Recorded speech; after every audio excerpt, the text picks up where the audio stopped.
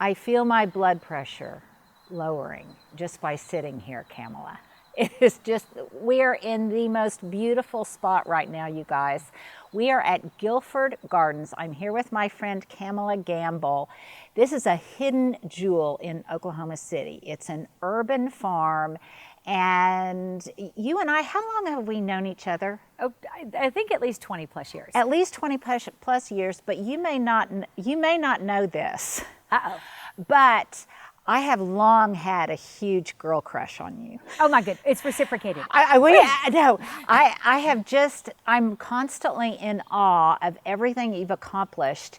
First of all, you're just a wonderful human being, but also you're a brilliant businesswoman. You are just so resourceful. You do all of this yourself. You live your values of your kids. You raise them in this absolutely beautiful space. Tell us a little bit more about Guilford Gardens. Again, it's a hidden jewel in the heart. Well, it's not so hidden anymore because you have developed quite a name for yourself in the Oklahoma City area. She does catering, she does CSA, but describe a little bit about Guilford Gardens and the trajectory of how all of this kind of came to be. Oh, I would love to, and I feel so wonderful now. I'm just all pumped up and fabulous, but the girl crush is reciprocated, believe me. So there was no grand plan. These are long lots, and I had worked in Chicago and for Rick Bayless, and we had access to all these beautiful heirloom tomatoes and everything, and the farmers markets here were great, but I thought that I could grow really great things like I'd been supposed to. So let me interrupt you for a minute. How did you get from Chicago to Oklahoma? It's a husband. Oh, okay. There's a husband. That's right. Yeah, he lives here. He's lived here his whole life. Okay. So anyway, came back from Chicago, and just had grown up with gardens. We'd always had gardens. My grandmother was a phenomenal gardener. You know how those things happen. And I thought, oh, I'll just throw out a few seeds. It'll go great. And then and then you garden in Oklahoma, and nothing is simple, and nothing goes great. Right. So anyway, so that's what I did, and then it just kept on, kind of growing, and it became its own animal. Yeah. And but I had excess produce, and I went to a farmer's market, and then I really I learned about subscription services, or like the CSA, and I loved that because it's relationship based, it's community based. Okay, so let's talk a little bit, because before I met you, or before I got into CSAs and subscribed with you, I didn't know what CSA even stood for or what it was. So if you'd explain that a little bit. Would love to.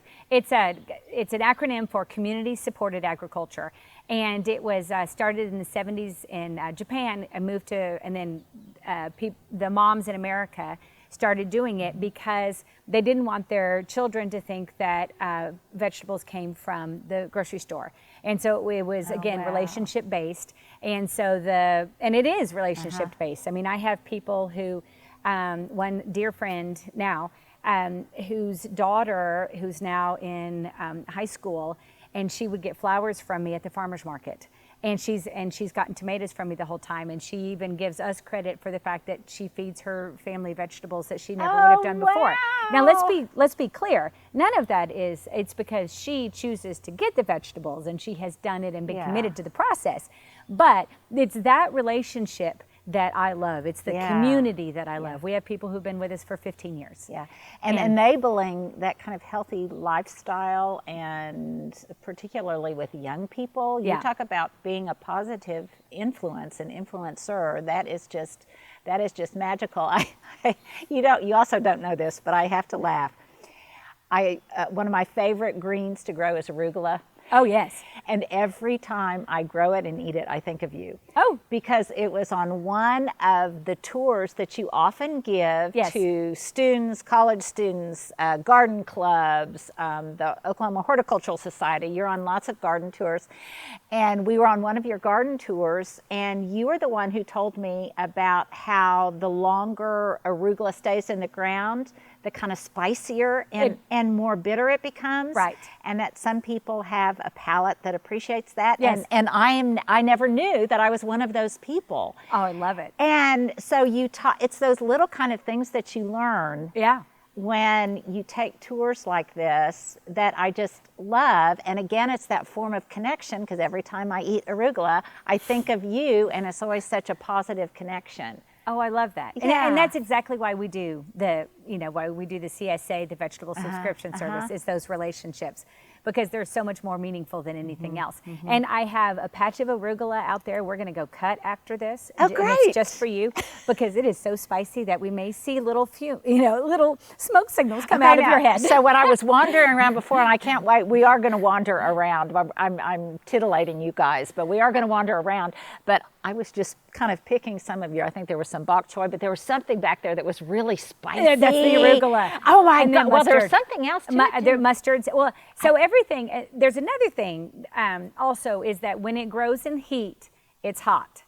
It's spicy. And then as hopefully the days are going to continue to get cooler, and then natural sugars will come out. But those things that are grown in November, December, and through March will be sweet. Yeah. But everything that's grown, I'm kind of hot and spicy in the summer too. Yeah. Are you not? Oh, yes. yeah. So was the arugula and the mustard, and everything is hotter and spicier. And I love the seasonality of that and the cyclical nature of that. But it's important to say that I'm always so impressed with this. You worked with Rick Bayless for a number of years, and obviously your cuisine has been inspired by him and a lot of his Mexican cuisine. But that leads me to the fact that you not only do CSA, community supported agriculture, so once a week I place my order. You can get it in varying... You can be a member. Yeah, I can be a member. You can get it in varying no matter sizes. And then I just have my husband go and pick it up, and I have immediately I have fresh produce. But the other thing you do is you do catering and cooking. Yes. So catering, yes, and so quite frequently when we are picking up our veggies, we're also picking up enchiladas and chicken noodle soup and tomato basil soup and all sorts of other wonderful things you have. Yes, we do. We have been doing that. The catering is picking back up, which is lovely. Yeah. So anyway, but it's and we love to use as much that we can in our soups and those types of veggies. Well, and she does do catering, and a connection that we also have that you may not know about. You did, my friend Deborah Mitchell. She had you did. You catered her wedding. Yes. And Kamala is going to be catering a wedding shower. If we can ever have a wedding shower again, please note that we are 6 feet apart outside. There's nice air circulation. But so I can't wait for that. If hopefully next spring we'll make it happen. Keep our fingers crossed. Yes. Okay, so just look at these beautiful veggies you have right here. And so we're transitioning from, we have our tomatoes and our squashes that that you traditionally think of as hot weather vegetables, right? Yeah. And but we also, there's a cool spot in August on occasion with a lot of rain, and so we put in all of our cool weather vegetables, and of course we've replanted, and those types of things. But we've got and I'm sorry, we have okra too. So your hot weather vegetables or your warm weather vegetables are going to be your okras and your squashes and your tomatoes, and aren't they just divine? The last CSA order I got, I ate all of the okra before I cooked any of them. When they're picked small and they're just this is Clemson spineless, which will not hurt you. Like because when you're picking, I was visiting with someone, they were like, oh my gosh, I hate okra because I picked it and it hurt my hands. And I'm like, well, they have Clemson spineless now. Right. So anyway, but But a lot of people don't think about eating okra fresh. Oh, it's fabulous. Oh, it's fabulous fresh. And it's got, if you like potato chips or anything that's really crunchy, this is it really satisfies. It does. My children, my 10 and 12-year-old, my son will go out and pick it off and just eat it just like that. So it's just incredible for that. It's also really good if you dip it in her poblano cream sauce. There's that. Or the green goddess dressing. Those types. Really wonderful. Really wonderful. And so then we have just our cool weather vegetables, which we have radishes. And who knew that you can make wonderful soup out of radish tops? It's one of the favorite soups that we make for our customers. Okay, I need to put that on my list. The radish top soup, because people will say, when are you going to do the radish top soup? When are you going to do the beet soup? When are you going to do the carrot soup? But and it's the old fashioned, because you would know the term, but they're calling it homesteading. Oh yes, It's this whole homesteading thing. So anyway, so in you know, decades ago, people used everything on the pig from the snout to the tail, but you use every part and nothing of went the to vegetable, waste. right? Yeah. Like even on sweet potatoes, you can use the vines, and the Asian will cook the sweet potatoes vines, and they're absolutely fabulous. Delicious. And then carrot tops. Carrot tops are great. There's a wonderful gumbo that you can make. Gumbo's of herbs. It's a Emeril Lagasse recipe, and it's phenomenal. And you just take every green you have and you put it in, and you put a little bit of seasoning in it, and it's really phenomenal. Well, so and it's another reason I love CSAs, because we all tend to get in a rut. Yeah. And when you just go to the grocery store, even the farmer's market, sometimes I think you just get the same things over and over again. Yes. And I love kind of a little bit of the element of surprise. And I'm a gardener and I know what's seasonal, but nevertheless, I'm always kind of surprised with what comes in my CSA. And it challenges me to use not necessarily unfamiliar vegetables, Right. but just vegetables I don't use real often in just a different way. Yes. And I know the quality is going to be absolutely superior, and you may not be certified organic, but trust me. Oh, sustainable practices. Yes, sustainable practices I have seen, and the flavor and best tomatoes, Thank which you. also seldom ever make it. I know. We called it my salad bowl. We called it the mom effect. The moms would pick it up on the way, and then they would have it before they got home. So the kids would like never get to the tomatoes, or the husbands would never get to the tomatoes. It's the mom tomatoes. The vegetable version of McDonald's French fries. That's right. You just don't make it home because you're so busy eating all of these and they're just, to me, like, nothing is more beautiful than vegetables. Oh, I do. And people like heirloom tomatoes. Some people call them ugly tomatoes, and that's a thing I might get incensed about, because it's like they're the most beautiful art. Those the Cherokee purples, and they're just phenomenal. Yeah, no, they're just phenomenal. And she sometimes, I don't know if you're still doing it because of COVID, but I have attended events here in her home where she holds luncheons, and so you're not doing it because of COVID. Well, we just don't. Once I had kids, I was done. Once you had kids, well, thankfully, so you were to that, I was lucky. one in which I was going to say, oh, that was probably 5 years ago. And again, it was probably 15 years ago. Yeah. But the thing is, she uses all of this stuff in decor. So when she caters, when you entertain, when all of this inherent beauty is not only reflected in your cooking, but also in how you use vegetables in your design. Yes. Oh, you bet. Because they're just so beautiful. Absolutely. Yes. And so I'm not going to make you guys wait any longer. We are going to walk around, but you have chickens too. We do have chickens, yes. And and we have, these are just the fabulous browns, and we have several varieties. I've lost my Americanas, and those are the Easter eggers. And so we don't have any of those with the blues and the greens right now, or the speckleds, but we'll get them again. Well, everybody has chickens now. It just add a whole element, a whole new dimension. Yes. To this concept of a lifestyle, a sustainable lifestyle, where we actually grow what we produce.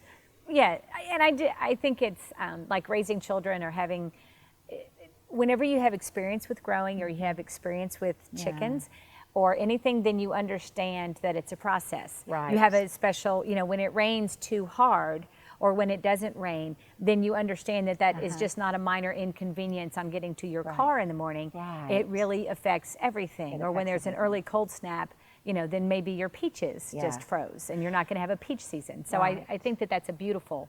And I think when we first met, I don't think you had children yet. No, I did not. You have two. She has a son and a daughter, and I have two boys. Yes. And my boys were young when we first met. Yes. And don't you just love the way the garden becomes so metaphorical? Yeah. Oh, yes.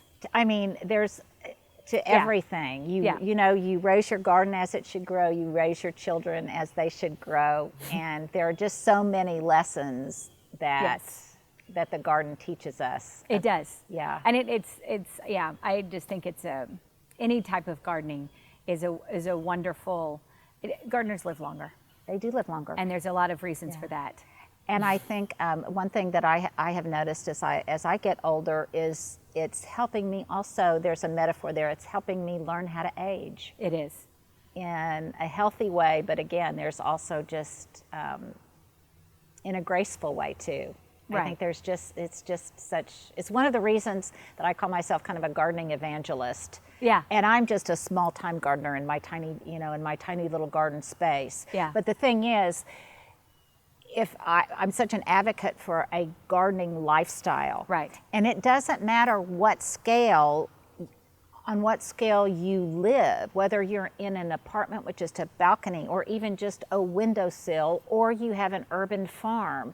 There are always ways that you can infuse that kind of all the best about a garden-based lifestyle into your own life. Yes. And I think it's universal, no matter what your circumstances are, whether you're wealthy or you're not. Yeah. There are just ways that you can figure out, if you're resourceful, that you can figure out a way to just incorporate it into your life. Okay, so let's take a walk around your absolutely beautiful garden. I'd love to.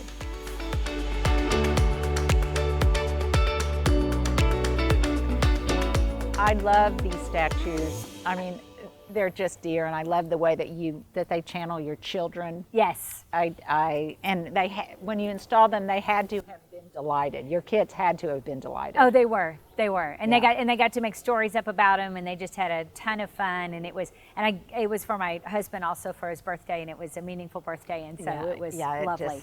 I would be compelled to always put something in that little wheelbarrow because Yes. it's just so dear. We need to get some pumpkins. It's that No, time. I was just going to say that. I would have to. I can hardly contain myself. I want to put pumpkins and gourds in there. And That's a great idea. We've never done that. And I'm eating these are Juliet tomatoes. Yes, ma'am. We were just talking, she grows so many different varieties. We're about at the end of tomato season. Yes, we are. Though you do have some fall tomatoes. So let's go back here. Great. I love the way, excuse me, I've got my mouth full. But from a design perspective, I just love the way all of the places in your garden are connected. Every one thing is connected to every other thing. So there is just this rhythm and flow that is just ever so pleasing. And I love that. Oh, thank you. I love that. We'll have to give credit to my husband for a lot of that. Well, you make a good team. So we're going to come through here, and I love the kind of the mystery of this. So we're coming through these Nellie Stevens hollies, which you said were a recommendation of our mutual friend John. Yes. And I love because it is a great screen. It creates a sense of mystery, but I also love it because there's a practical application too, because we were talking, they attract lots of bees as pollinators. Yes. And it's year round. It's year round. Yeah. A lovely screen, as you said, and they're pretty much indestructible, which is really good in Oklahoma. Yeah, in Oklahoma they perform brilliantly, and the other thing is they're pretty adaptable. You can prune them real tightly. You can leave them in an open form like this, which the birds love. Yes. And they're really wonderful. And if I were you, I would like the fact that they kind of separate your work life from your private life. That was their purpose, beauty, and that's a wonderful thing, because sometimes I can just sit out here and enjoy everything and not see that, the tomatoes need to be picked and they need to be trellised and it's weedy, and it's a whole lifestyle thing, and it does make then the areas closer to your home that much more relaxing, because you can, when you work at where you live, I know how that is. Identify. You can be completely consumed by it. So look at these gorgeous tomatoes here. So these are just beautiful. And you and I were talking, we think alike. I just love the scent of the foliage itself. It smells like summer. And January is a hard time for growers in particular. Yeah. And then when you start the seeds, and then in February I can run my hands over the seeds, then it's like, okay, at some point in time there will be beauty again. Yeah, and it's just so evocative, and it's just so sensual. Yes. And it's like cheating on the season a little bit when in January you can smell. Yes, it is. Yeah, I love it. And so you've got your fall tomatoes back here. Yes. How many? I can remember one time you telling me that you had your druthers, you would grow nothing but tomatoes. I know. And I've changed. I mean, I have changed because they are hard and fickle, and so I really have come to love the fall season and the greens. Yeah. Because they are much more forgiving, and I like things that are forgiving.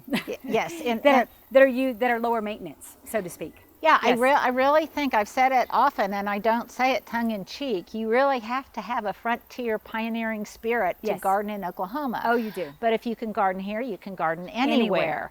And it's like anything. There are good years, there are bad years. And with climate change, that's everywhere now. Right. I mean, you never know what you're going to get. So you just really have to be adaptable to whatever Mother Nature throws at you.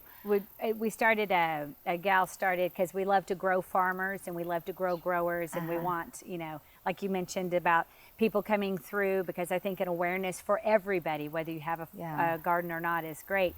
But as I was explaining for vegetable production or vegetable gardening at all, I was explaining to this great gal, Karis, and I said, there's pre-July and post-August. Yeah. And so, but if you're in a colder place, you can grow all summer. Right. But in here, it's pre-July and post-August. Yeah. You have 2 seasons. We have summer seasons. Yeah, I often call it, we have 2 seasons before the heat and after the heat. Right.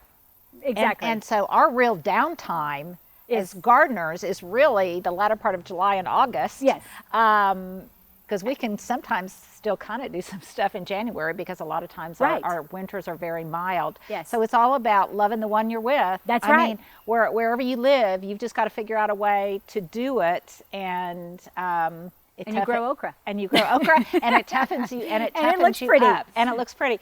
So, okay, the other thing that I love, this is quintessentially Oklahoman, I think. My husband would go crazy over this. Look at this fabulous tree trunk that you kind of left here as sculpture. Yes. I love that. Oh, thank you. So, can I tell a tiny story? Oh, please. Okay, so my husband's a tree hugger, so no tree can ever go.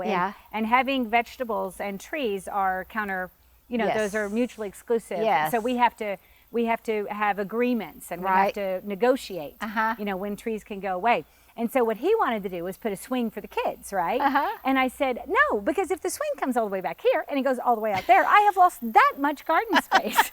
So anyway, so we still and it could be pretty painful to swing into one of these metal stakes. So we didn't put the swing on there, and it was a little bit hard to put the swing on there as well. But then this year he said, well, we should just take it down. And I said, no, it's part of the whole architecture now. It is. And I love the arch of it. It almost reminds me of some of the natural features out west, right? In the redstone. Joshua tree. Yes, the Joshua it really trees, reminds me of that. And I think it is also a testament that there are so many forms of beauty. There are. And what I love about gardeners is they really embrace all different forms, of beauty. There's no one right way to garden or whatever. I mean, there's just different versions and different languages of it. And I love that. And I know that when you travel, you do the same thing I do, is that you just go visit. I go visit community gardens. I go visit everywhere. Oh, yeah. And you see what everybody does and how they do it differently. And, and it's just a tremendous thing. But like you said, I mean, people put blue bottles in their gardens, and it's everything. And they put old bicycles, and they grow things out of the old bicycles, and because we reuse everything and we make beauty out of anything. So let's come through. I love these stepping stones here, and they look like are they petrified wood or concrete? It was just take something that we took down and then So just another gift from the land. Yes. And I love gravel paths. I love the sound of gravel, don't you? I do. A lot. And then we've got and again, this is quintessentially Oklahoman, where you see the windmill in the distance and this wonderful hyacinth bean that is just beautiful here. And a little bit of Giverny. Is this Giverny green? Yes. Monet's green. Yes, I love that really bright green because it looks cheery even in the wintertime. Yes. So I really love that. It's steaming up out here. Oh, it is. It is Oklahoma. It's still pleasant, but this morning it was in the 50s this morning. It was incredible. Yeah, and now it is getting a little warm. So I'm going to take off my sweater and talk a little bit about the fact that you're kind of in an in-between seasons. You're in between the heat and cool season vegetables. So it's not nearly as full as it would be at other times of year. No. Yes. But there's some of that divine arugula that I was talking about. Look at this gorgeous pile of compost. Yes. I would take compost over diamonds any day, especially if it came with the labor. That's right. If someone to move it for you. Yeah, Yes. somebody to move it forward. So wonderful that notice all of the drip irrigation. What do we have coming up over here? We have watermelon radishes, tatsoi, and the other choys like pak choi, bok choy, kale, red Russian kale over there. Oh, wow. And that's another thing we learned about the choys and the tatsois, which is actually way easier to grow than spinach. So if any of your folks want to, spinach is like carrots. I mean, they've got a very spotty germination rate, but tatsoi is much easier to grow than spinach and absolutely fabulous. We have so many And does it have a converts. similar taste? Oh, no, it's just like spinach. Oh, Yeah. okay. I mean, well, it's actually milder, as a matter of fact. Okay, It's a little milder. so this, we always like to give everybody a little takeaway at the end. I do something called Screenshot This, Yes. where we put up so people can remember what would be, if you were a gardener, Yes. what 5 seeds would you recommend that they try that are easy, like this one that's unusual? Tatsoi, yes. That's why, spell that for us. Tatsoi. Okay. Soy. And is this hard to find seed? I don't think, no.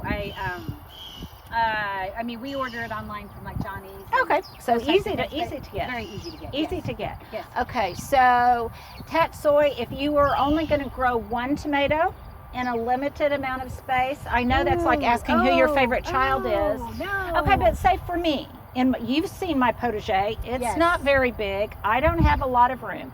I usually always resort to some kind of cherry tomato because they're easy and whatever. So if you were going to give me a recommendation, the most flavorful, most flavor for my buck. I would do for a cherry tomato. I would do a Sun Gold. Okay. Because they're good producers and they're more flavorful than those Juliets, and you can get everybody. I've converted very committed non-tomato people through the Sun Gold tomatoes.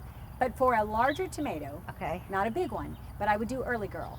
Because these are early girls. They're prolific, they produce well, and so you can. Are they determinate or non-determinate? They have them both. They have them both. Okay. Mostly indeterminate, but in Oklahoma you treat most things as all determinate. Right. Because again, we're preheat and post-heat. Yeah, right, Yeah. right. So by determinate we mean a fixed size. Indeterminate we mean just keeps growing and growing and growing. Yeah, yeah.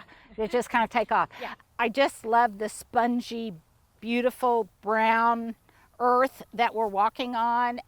Oh, and this is the tatsoi right here. That's the lovely tatsoi that are spinach like. And it's beautiful. And you have like a 100% germination on it. And it's super good. And of course, it's all grown well. So see, it is good. It was very good. And it's very mild. And this was grown in the heat because, this came up, 45 days ago. So it was grown in 100-degree, 90-degree temperatures, and it's not hot and spicy like our arugulas and our mustards. The other thing is, though, it's really... And it's not really buggy. It's beautiful, and it would be beautiful, like, with fall kales. It would. And it's just, it's very aesthetically pleasing. You use hay in your paths, I've noticed. No, we use it, well, we don't have it down right now, but all of this will be planted in the next week, and we use it as... what you use hay for is a weed preventer. You use it to keep the moisture in your soil, and it's absolutely the best. Yeah. And then because I have black clay soil, not red clay soil, but black clay soil, which still has that anaerobic quality to it. Right. And so you put the hay, and it and then you turn it in it. Yeah. And it provides breaks tilth down to over your soil. time. Right. And it breaks down in literally because see all that hay over there. I mean, that was put in, 4 months ago. Yeah. And so it's pretty broken down. That's and we awesome. are going to a no-till.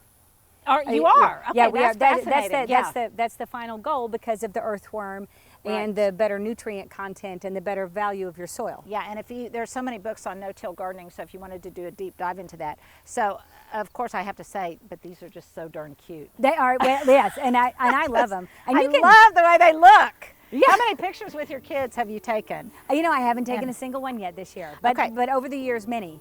And then that, of course, is Morning Glory, which is invasive. And I just did a don't plant this, certain things ever to plant, and this would be one of them, but it's just beautiful. But it is just beautiful.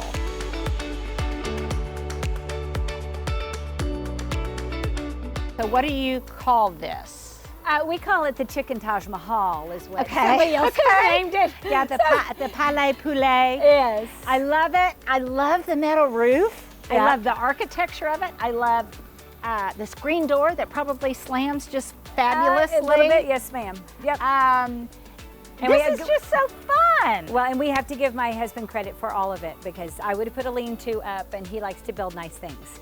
Oh, this is so fun. I mean, so this is cool. This is chicken feed under here? Yes. Or what is this? Okay. It is chicken feed, but I will tell you that we use all catering scraps. We don't actually have, I need to go up to Tractor Supply or wherever and get some more chicken feed, but chickens are lovely. They'll eat anything. That's great. Yeah, any of your produce that's really too bitter. I mean, they'll eat anything. Catering scraps, they'll eat anything. I will tell you though, there was one I was, came and harvested, and I went up and I made Sunday morning breakfast and all that kind of thing, and it was like, it doesn't smell good. I just got it. What could be wrong with this? And then I remembered that if they eat onions, because it was onion scraps, then the eggs will, you're going to have, an omelet that you don't have to put eggs in. Onions in, because there's always yeah. Who knew? And I threw them away. I threw the omelets away two Sundays in a row, and then I was like, oh, wait a minute. Yeah. That's why. Yeah. Because they can't possibly be bad. Right. So anyway, so we quit putting onion scraps in. Yeah. Well, but this is wonderful. I love, again, the cyclical nature of everything. But you guys also, I'm thinking, okay, how great would this be for for me, my bins of gravel and my bins of potting soil. Yes. And finished compost, and you've got just trash cans underneath here. Yep. But they're surrounded by this good looking, and with an open front. I love this. But it keeps the rain out. I mean, yes. It's simple, brilliant. This is just probably rough cedar. Yes. Made with rough cedar. Love it.